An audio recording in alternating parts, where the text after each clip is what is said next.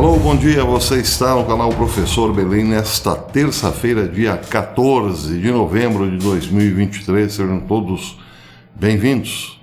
E Biden pode estar traindo Israel, eu vou comentar sobre isso.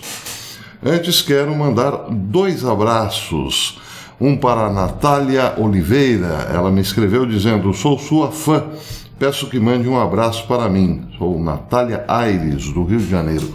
Então tá aí, Natália Aires, um imenso abraço.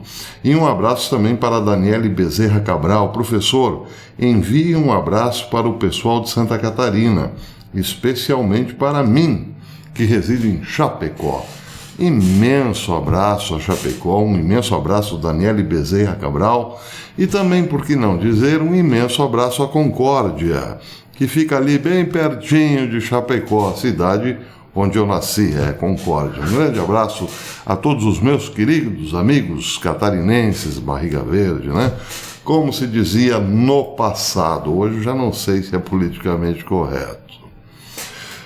Muito bem, então é isso, Biden pode estar traindo Israel. Antes, notícia importante vinda de Israel, desde ontem, as forças de defesa estão comunicando, ou melhor, mostrando para a mídia internacional que o Hamas, sim, escondia armas e munições em creches e hospitais. Pois é. Aliás, depois disso, Benjamin Netanyahu falou duro à Fox. Matéria da Fox de hoje. O primeiro-ministro israelense Bibi Netanyahu ofereceu um terrível aviso à América de que ela pode ser a próxima, se as forças de defesa de Israel não dizimarem o Hamas. Ele disse isso durante uma entrevista à Fox News. Disse Bibi: temos que vencer não só para o nosso bem, mas para o bem do Oriente Médio, para o bem dos nossos vizinhos árabes. Quer saber, para o bem dos habitantes de Gaza, que têm sido mantidos por essa tirania sombria que brutalizou e não lhe trouxe nada além de derramamento de sangue, pobreza e miséria. Temos de vencer para proteger Israel, disse ele. Temos de vencer para salvaguardar o Oriente Médio. Temos de vencer para o bem do mundo civilizado. Esta é a batalha que estamos travando e que está sendo travada neste momento. Não há substituto para a vitória. Se não vencermos agora, a Europa será a próxima e vocês, referindo-se aos americanos, serão os próximos também. Temos de vencer, terminou ele dizendo. Antes ele havia dito o seguinte: temos que fazer com que as forças da civilização derrotem esses bárbaros, porque caso contrário essa barbárie se espalhará e colocará o mundo inteiro em perigo. Todos os americanos, todos os países civilizados estão em perigo. Uau, está acontecendo aqui agora, oeste do Paraná.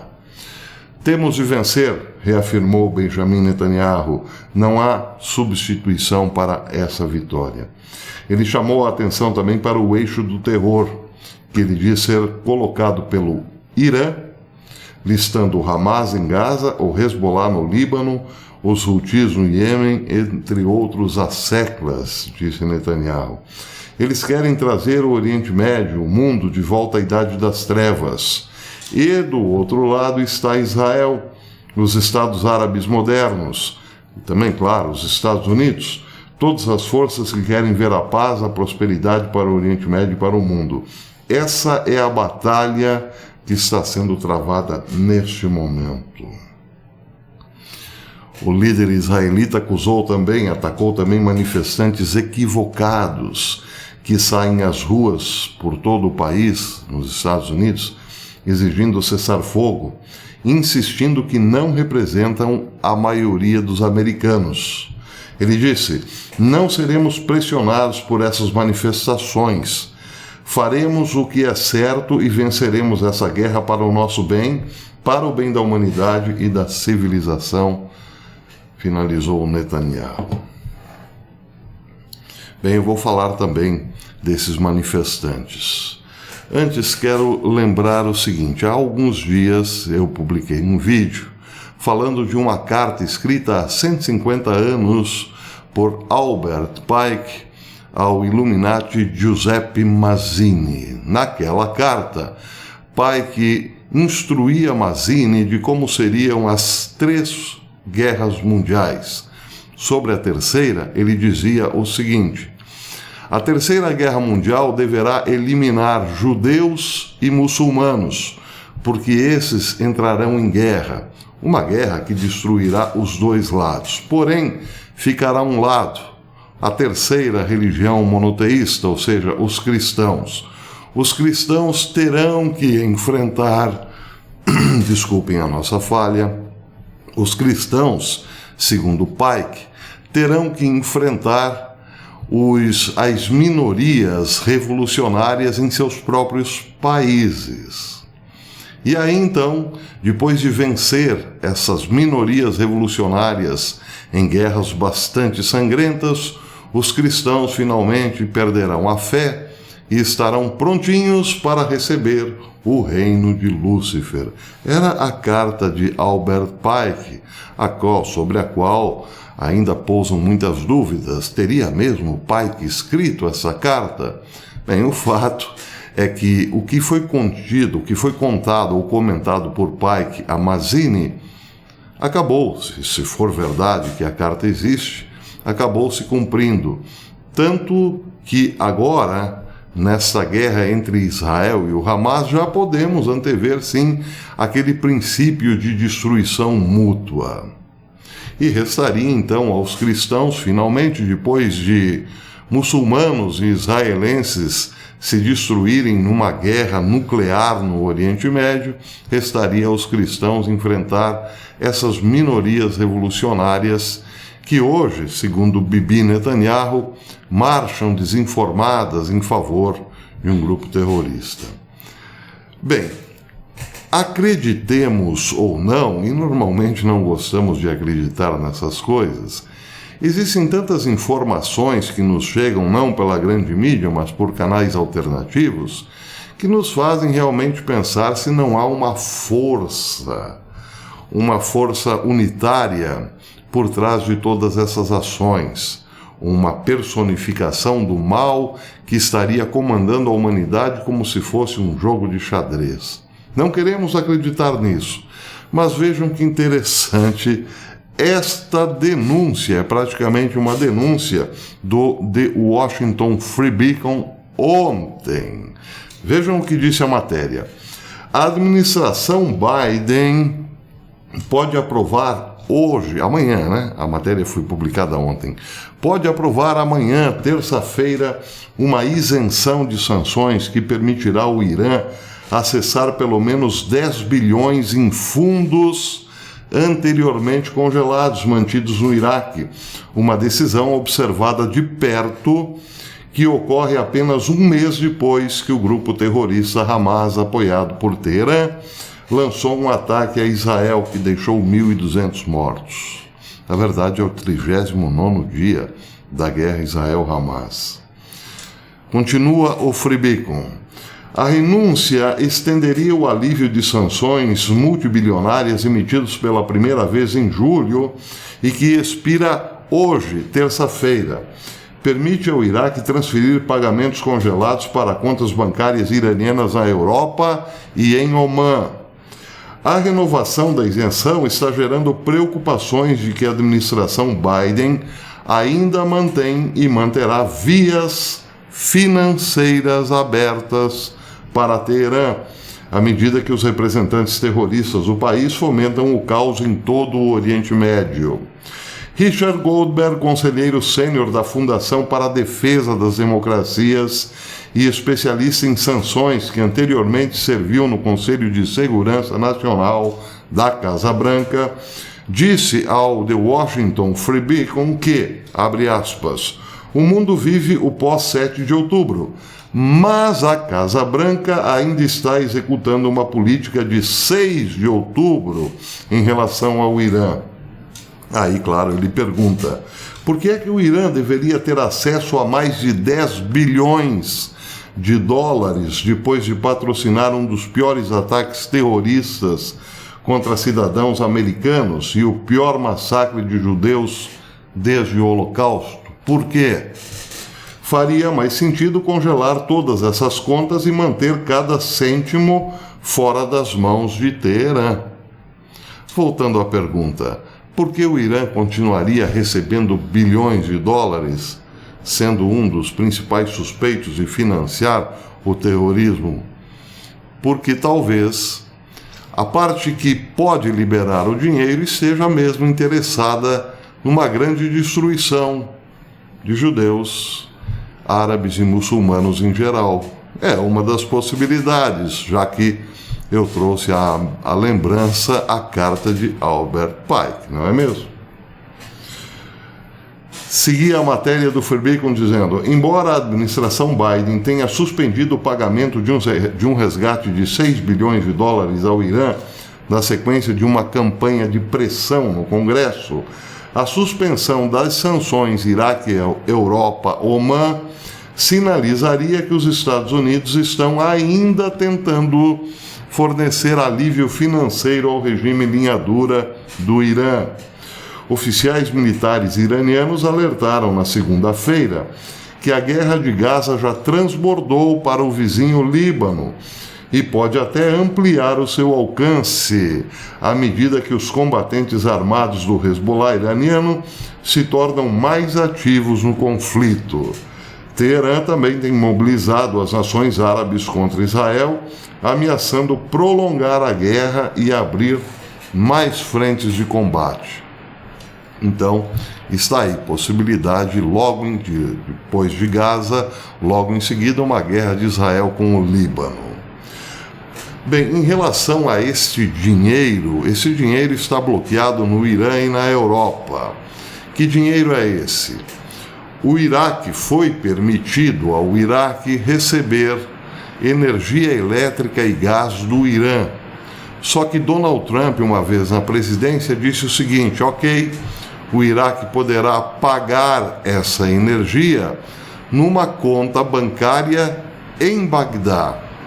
O dinheiro não será diretamente passado para o Irã. O dinheiro ficará numa conta iraniana dentro do Iraque, que pode ser supervisionada e liberada aos poucos na medida das necessidades de emprego civil, aquele dinheiro, ou na medida das necessidades da população iraniana, e não ao bel prazer, à vontade dos ayatolás. Foi uma forma que Donald Trump encontrou de sancionar o Irã e ainda assim autorizar o Iraque comprar a energia elétrica e o gás que precisavam ali do vizinho Irã. Pois bem, o que aconteceu então foi isso: um bloqueio, ou melhor, um semi-bloqueio, uma liberação a conta-gotas. No entanto, o Iraque continuou agredindo, principalmente no Estreito de Hormuz, navios e embarcações ocidentais. Daí, Donald Trump então resolveu ou decidiu fazer um bloqueio total daquele dinheiro. Dias atrás, a denúncia era que Biden havia liberado 6 bilhões que tinham então sido retidos por Donald Trump ou pela administração Trump no passado. O Congresso pressionou, houve uma grita geral e Biden recuou. Mas parece que agora, então, uma vez que o Irã está, digamos, um pouco, meio que isento de culpa, já que Israel está retalhando pesado o Hamas, parece que as luzes estão se voltando apenas contra Israel nesse momento. É possível que a administração Biden, aproveitando-se dessa janela midiática, libere então mais alguns bilhões de dólares para o Irã. Bem, a matéria termina dizendo o seguinte: a administração Biden insiste que, tal como os 6 bilhões de dólares detidos no Catar, o Irã só poderá utilizar os 10 bilhões de dólares para fins não sancionados, ou seja, para assistência humanitária, por assim dizer, o seu próprio povo, que parece vive numa miséria muito grande no momento. Os críticos argumentam que, uma vez que o dinheiro é fungível, o acesso permite ao Irã liberar dinheiro noutros locais para atividades ilícitas. É aquela história, lembrando um certo presidente de um certo país da América do Sul, que, segundo o qual, basta pegar o telefone, né, bater aquela caixa. O Irã pode muito bem estar batendo uma caixa com alguns países que poderiam eventualmente dar-lhe dinheiro. Olha aqui, eu tenho um dinheiro aí que está sendo liberado aos poucos, então isso serve de crédito. Me empresta cá o que eu preciso neste momento e depois, quando o dinheiro for pingando, eu vou te pagando, entendeu? É isso aí. Pois é. Muito bem, então o que acontece é isso. Se hoje o governo Biden liberar 10 bilhões de dólares para o Irã, isso certamente significará uma facada nas costas de Benjamin Netanyahu, ou de Israel, como queiram. Mas isso não vem sendo praticado apenas, ou pelo menos como possibilidade, pela Casa Branca.